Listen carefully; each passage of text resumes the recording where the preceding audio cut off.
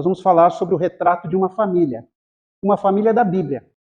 Vamos estar falando de Isaac, Rebeca, que era um casal, Jacó e Esaú. Quando nós pensamos em família, quase sempre nós pensamos em algo bonito, algo como essa foto, todo mundo sorrindo, todo mundo se abraçando, né? A gente pensa em abraço, pensa em proteção, pensa numa mesa cheia, os bolinhos da vovó, pensamos em sorrisos. E talvez você tenha essas lembranças da sua família, né? Mas nem toda lembrança é agradável. Porque para muitas pessoas, a palavra família não traz apenas calor, traz feridas. Eu conheço muita gente que traz marcas de feridas da sua família. Porque para muitos, a palavra família machuca, traz lembranças desagradáveis. Talvez haja alguém aqui que quando ouvem esta palavra família, se lembram de algumas coisas negativas, como assim, favoritismo. Sabe aquele que é favorito? Ele tem aquela impressão, meu irmão sempre foi preferido.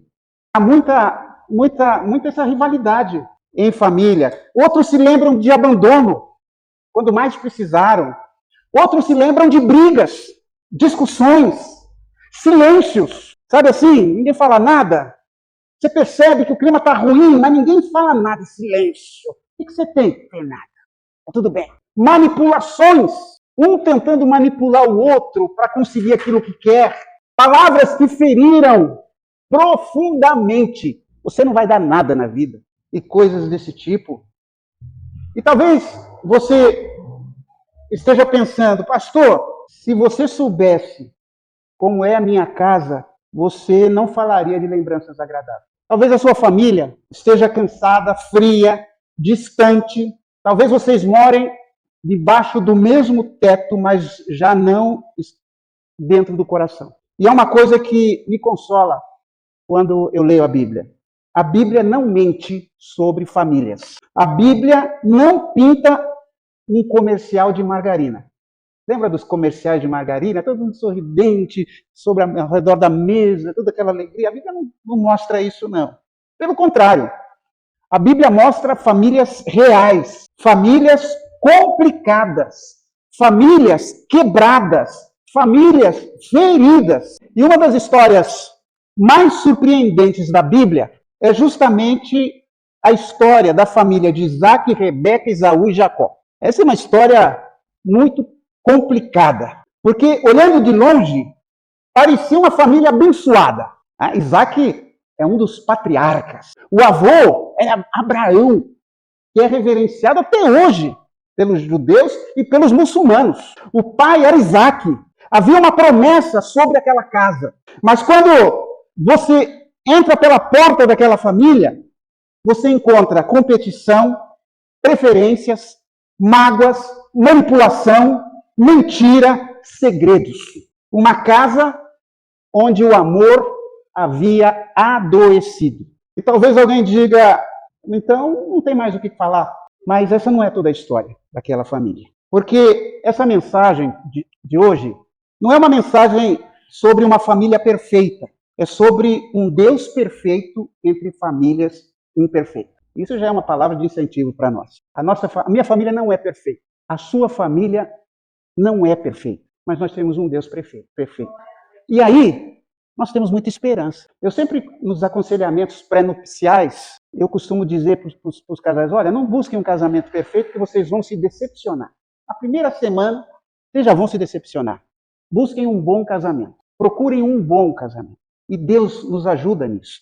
Você não pode mudar o passado da sua casa, mas em Cristo, você pode interromper certos ciclos de desgraça, ciclos de feridas que nós passamos uns para os outros. Você pode ser o elo que Deus usará para mudar a história da sua família. Olha só o que diz Gênesis capítulo 25, de 27 a 28. Eu creio que dá para enxergar, não dá? Os meninos cresceram, Esaú e Jacó. Esaú saiu perito caçador, homem do campo. Jacó, porém, homem pacato, habitava em tendas. Isaac amava a Esaú. O Isaac, o pai, amava mais Esaú, porque se saboreava da caça, porque ele era caçador. Tá bom. Rebeca, porém, amava o Jacó. Então hoje a gente vai olhar para esse retrato de família e mostrar aqui 3 feridas que adoecem um lar. Mas também mostrar que Deus cura ciclos que ferem gerações. Então, há a ferida do favoritismo. Quando o amor vira favoritismo, isso gera feridas. O texto diz algo chocante para muitos de nós. Isaac amava o Esaú. Rebeca, porém, amava Jacó. Isso eu já pensei muito sobre essa situação. Você ama mais um do que o outro dos seus filhos? A gente que discute isso. Eu tenho 3. E apesar das diferenças entre eles, eu quero que eles cresçam bem, eles sejam abençoados, amo os 3 com todas as suas diferenças. Eu morreria por cada um deles. Isaac amava Esaú. Porém, Rebeca amava Jacó. Perceba uma coisa. Eles não amavam igualmente. A Bíblia está dizendo, cada pai escolheu um filho. Isaac escolheu Esaú. Rebeca escolheu Jacó. Então você fica imaginando o ambiente daquela casa. Uma casa dividida, uma casa com partidos, uma casa onde havia competição invisível, porque favoritismo destrói silenciosamente. Talvez ninguém fale disso, mas todos sentem. Todos sentem. Os filhos percebem. Eles percebem quem recebe mais elogios, quem recebe mais atenção, quem recebe mais paciência, quem recebe mais defesa. E o que deveria ser um lar vira um tribunal. A criança cresce tentando merecer amor. Eu conheço pessoas que até hoje estão buscando o amor dos seus pais. Uma evidência. Fazem tudo pelos pais. Eles se negam buscando o amor. Há muita gente até hoje que está tentando provar o valor que tem. Olha, eu não sou aquele fracasso que meu pai dizia. Tem tanta gente hoje que estão competindo. E muitos adultos hoje ainda estão tentando ganhar um amor que nunca receberam. E talvez alguém aqui carregue essa dor. Você cresceu ouvindo comparações. Olha o seu irmão. Olha as notas que ele tira. Você nunca vai ser como o seu irmão. O seu irmão dá menos trabalho. Você me dá tanto trabalho. E sem perceber, feridas foram entrando e machucando. Mas veja uma coisa importante. Favoritismo é pecado. Porque Deus nunca ama a comparação. Quando Pedro foi chamado para ir à casa de Cornélio, a Bíblia diz que Pedro foi muito contra a vontade, mas de repente ele disse, eu vejo claramente que Deus não mostra nenhum favoritismo. Você não precisa competir com o amor de Deus, pelo amor dele. Você não é um filho menos amado de Deus. Porque o amor de Deus é perfeito, a gente precisa entender isso. Deus não tem favoritos, ele ama intensamente a todos. E não somente a nós que estamos numa igreja, num domingo à noite, com uma noite fria. Você já é amado em Cristo Jesus. Mas há um detalhe doloroso aqui. O favoritismo não machucou apenas os filhos, machucou o casamento. Porque agora Isaac e Rebeca não são mais parceiros, eles são adversários. E a gente lendo a história vai percebendo isso. Ela protege um, ele protege o outro. A casa virou um campo de guerra emocional. Olha os pais que aqui estão. Nunca comparem os filhos. Nunca comparem. Filhos são diferentes. Temperamentos são diferentes. Chamados são diferentes. Um pode ser todo expansivo e o outro quietinho. Um é acadêmico, gosta de estudar. O outro é prático. Mas a diferença não pode virar preferência. Porque comparação gera rivalidade. E rivalidade gera distância. Talvez alguém precise pedir perdão. Talvez o pai ou a mãe precisam pedir perdão para algum filho. Uma coisa que a gente não está na nossa cultura, né? O pai pedir perdão, eu já falei tanto com os meus filhos. Talvez o marido precisa pedir perdão para a esposa. Vice-versa. Filhos pedirem perdão aos pais. Talvez você perceba hoje, eu fui injusto. Não se esconda atrás de um orgulho. Ainda dá para reconstruir. Porque famílias não são restauradas pela perfeição. Elas são restauradas pela humildade. E uma palavra que resolveria muitos problemas no casamento, no lar, Seria simples assim, olha, me perdoe, eu errei. Pisei na bola, pisei no tomate, eu fracassei. Mas tem aquela história, se eu te magoei, me perdoe. Que história é se eu te magoei? Nada. Você sabe que magoou. Né? Mas o retrato continua. E a gente chega agora na segunda ferida. Há feridas quando irmãos se tornam concorrentes. O texto diz o seguinte: tinha Jacó feito um cozinhado quando, esmorecido, veio Esaú do campo e lhe disse: peço-te que me deixes comer um pouco desse cozinhado vermelho. Agora você imagina essa cena. Está lá o Jacó de aventalzinho, achando lá aquele cheirinho gostoso. Esaú tinha trabalhado, chegou ali faminto, né? Cansado, exausto. E aí o irmão que está cozinhando, o Jacó, o que ele faria? O que você faria com o seu irmão? Olha, está cansado, olha, vem cá, vamos comer. Vou pôr água aqui, mais água no feijão, e vamos embora. Mas não foi isso.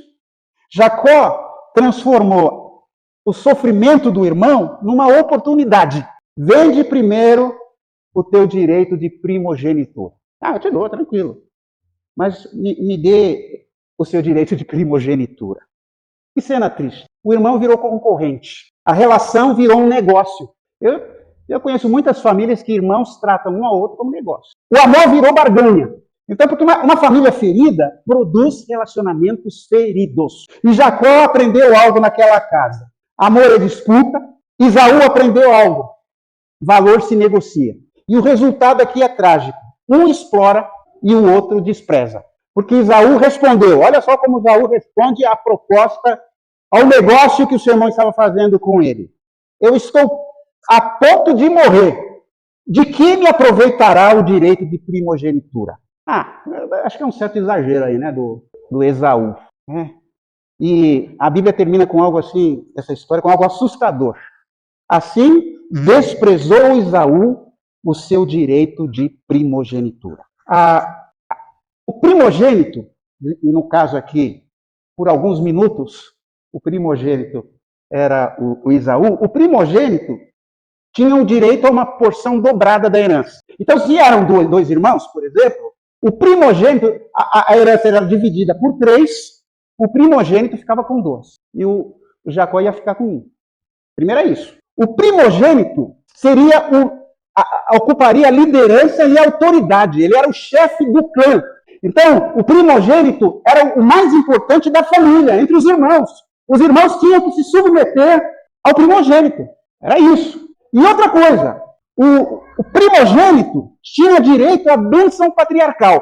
Então, o pai abençoava o primogênito, que era um tipo de um testamento espiritual, um testamento profético que estabeleceria o destino do filho. É algo muito importante. Não estou falando de pouca coisa não, irmãos. E a Bíblia diz que Esaú desprezou tudo isso para comer um prato de arroz, feijão e um ovo frito. Foi isso. E não foi só fome, foi troca. Troca do eterno pelo imediato. Ele abriu mão de coisas preciosas. Ele seria um dos patriarcas. Não seria mais Abraão, Isaac e Jacó. Seria Abraão, Isaac e Esaú. Ele seria um dos patriarcas. Um escolhido de Deus. Mas ele preferiu coisas imediatas. Ele trocou a promessa por um prato. E quantas famílias hoje estão fazendo trocas parecidas? Porque isso não é só naquele tempo. Muitas vezes há lares onde se está trocando a presença por dinheiro. A convivência é mínima. Troca-se a comunicação pelo celular. As pessoas não conversam mais. Não conhecem mais as histórias da família. Não estão juntos. Trocam a comunhão pela agenda. Não, agora eu tenho tal coisa. Agora eu tenho academia, eu tenho meu trabalho, eu tenho não sei o quê, tenho meu filme, etc. É a mesma coisa. Trocamos valores eternos. Trocamos a igreja, essa comunhão, essa aprendizagem, esse apoio que nós encontramos. A igreja é um monte de coisa. Sem valor. Prato de comida. Moram juntos, mas não vivem juntos. Estão na mesma mesa, mas emocionalmente estão distantes. E a grande tragédia do nosso tempo não é a falta de internet, é a falta da conexão com o coração. Os corações não estão mais juntos. Isso me assusta, gente. Porque muitas vezes a vida dos nossos parece que estão num outro mundo. Agora, Jacó foi errado, muito errado. Ele também manipulou o irmão. Ele aproveitou-se da fraqueza do seu irmão. Mas a Bíblia também diz que o Esaú desprezou algo sagrado. Ou seja, famílias feridas explicam comportamentos, mas não anulam responsabilidade. Ambos, Esaú e Jacó, eram responsáveis. E eles são fruto de uma família ferida. Talvez você tenha sido machucado na sua família. Talvez você tenha crescido numa casa complicada. Eu me lembro de uma pessoa amiga me disse, Silvio, quando acaba o expediente no trabalho, tenho que ir para casa, eu fico triste. Não tenho vontade de ir para casa. Foi muito sincero, né? Abriu o seu coração. Talvez você tenha recebido pouco afeto, pouca escuta, pouco carinho, mas eu gostaria que você escutasse isso com amor. A dor da sua história não precisa decidir o destino da sua vida. Talvez você tenha crescido num lar complicado, mas você não precisa tomar isso para si e repetir aquele ciclo. Você entende?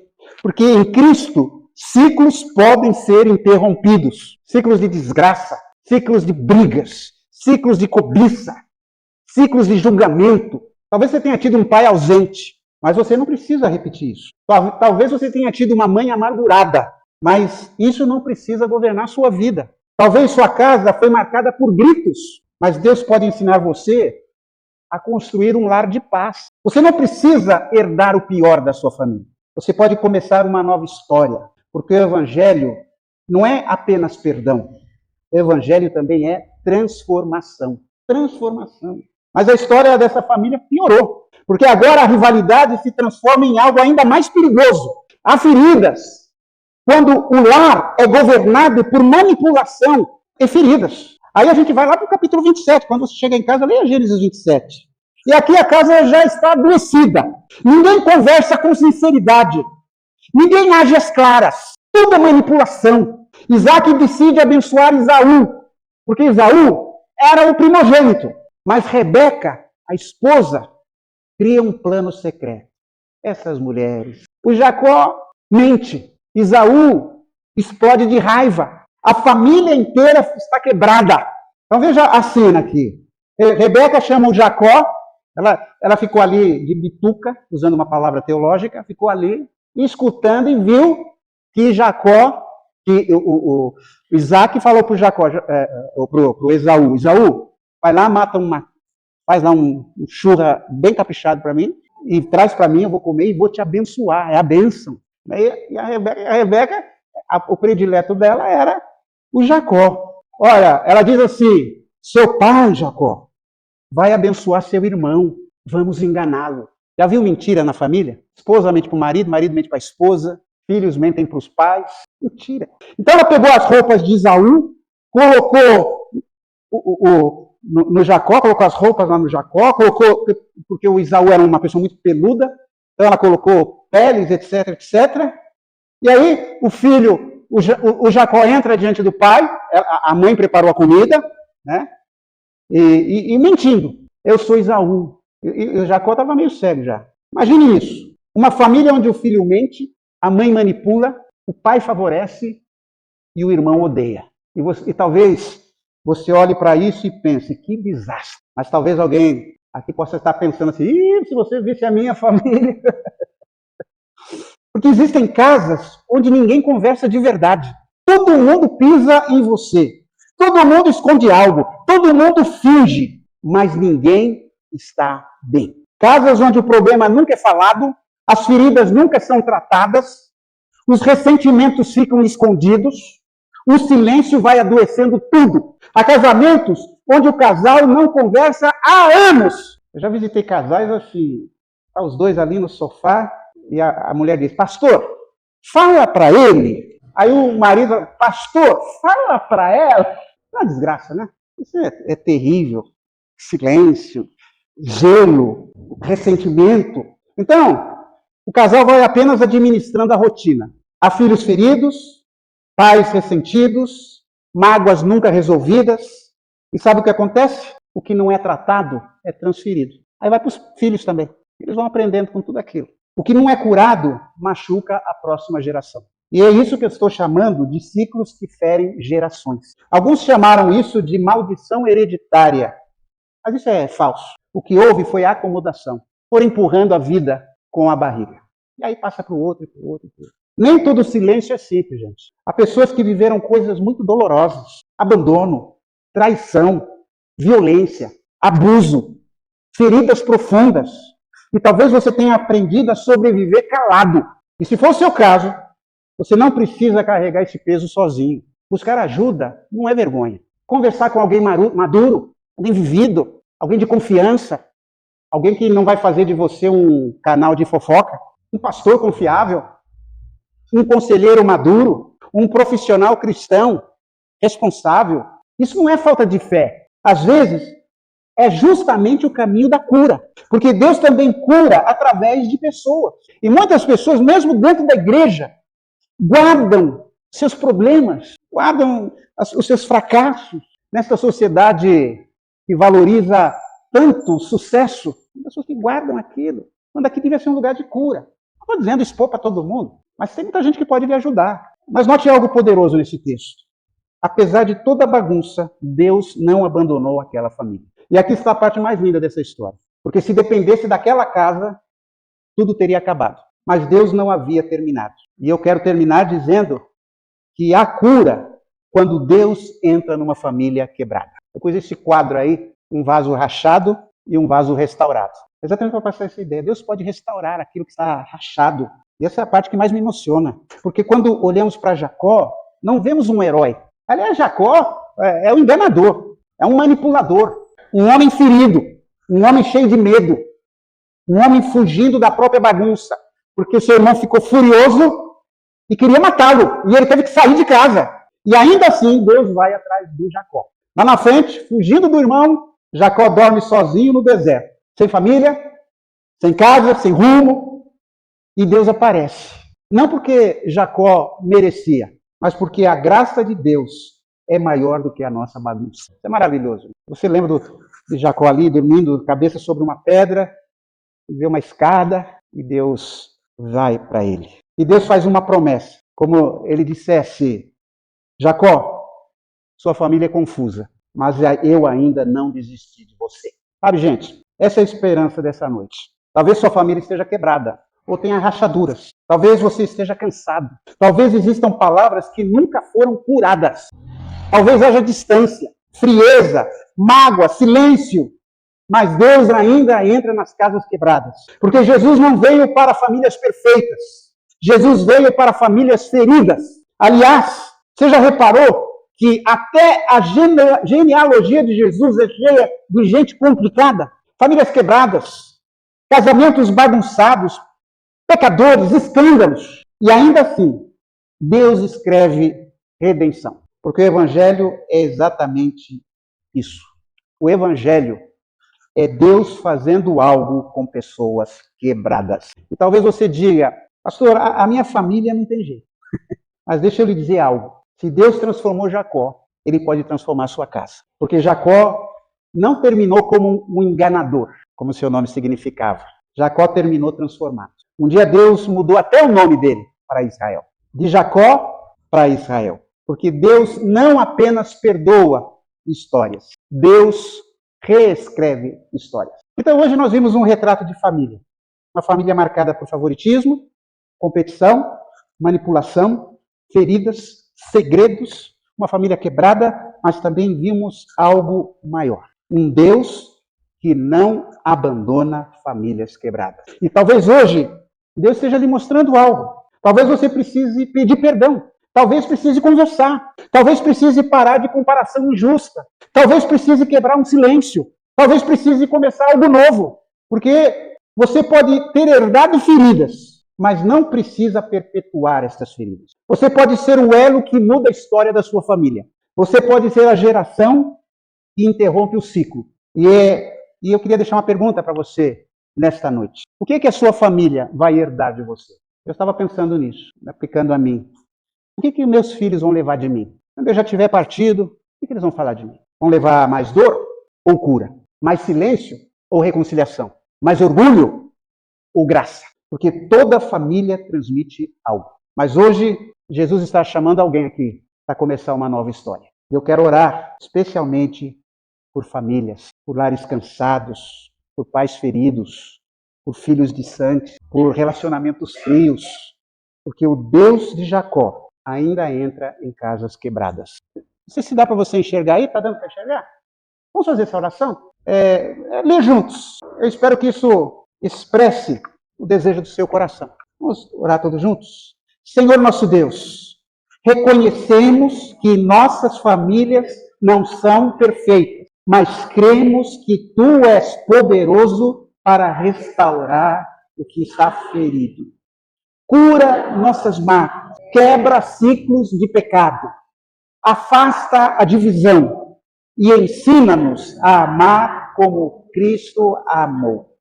Dá-nos sabedoria para perdoar, humildade para pedir perdão e graça para reconstruir relacionamentos.